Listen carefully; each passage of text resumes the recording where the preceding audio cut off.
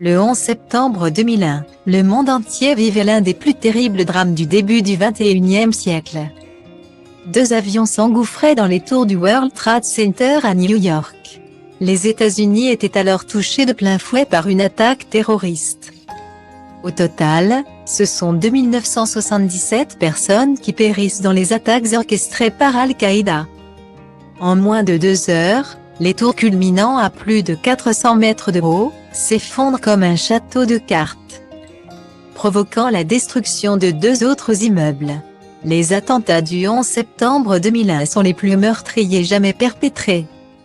Chaque personne se souvient de ce qu'elle faisait en ce jour maudit. Dans quelques jours, les Américains commémoreront les 20 ans de cette attaque tragique.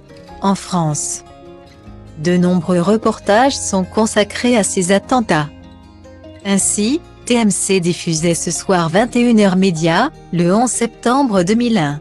À cette occasion, Yann Barthès a reçu sur le plateau de Quotidien, de grands journalistes français, Élise Lucet et David Pujada, qui se rappellent très bien de ce jour, eux qui étaient en train de préparer leur journée à la télévision. Au moment où les médias apprennent que les tours jumelles s'effondrent, personne ne sait qu'il s'agit d'un attentat. À ce moment-là, le présentateur du JT de France 2 était suivi par des caméras de Canal+. Les images qu'elles vont filmer ce jour-là, à ses côtés, lui seront longtemps reprochées.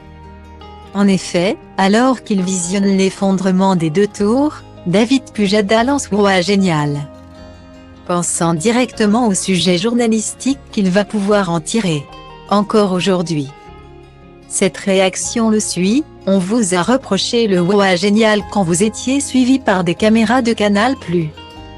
Lance ainsi Yann Barthès.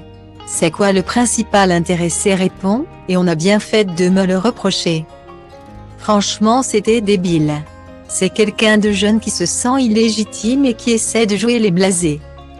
Parce qu'il y a une caméra qui le filme, c'est vrai que c'est ridicule. Une réaction qu'il regrette amèrement.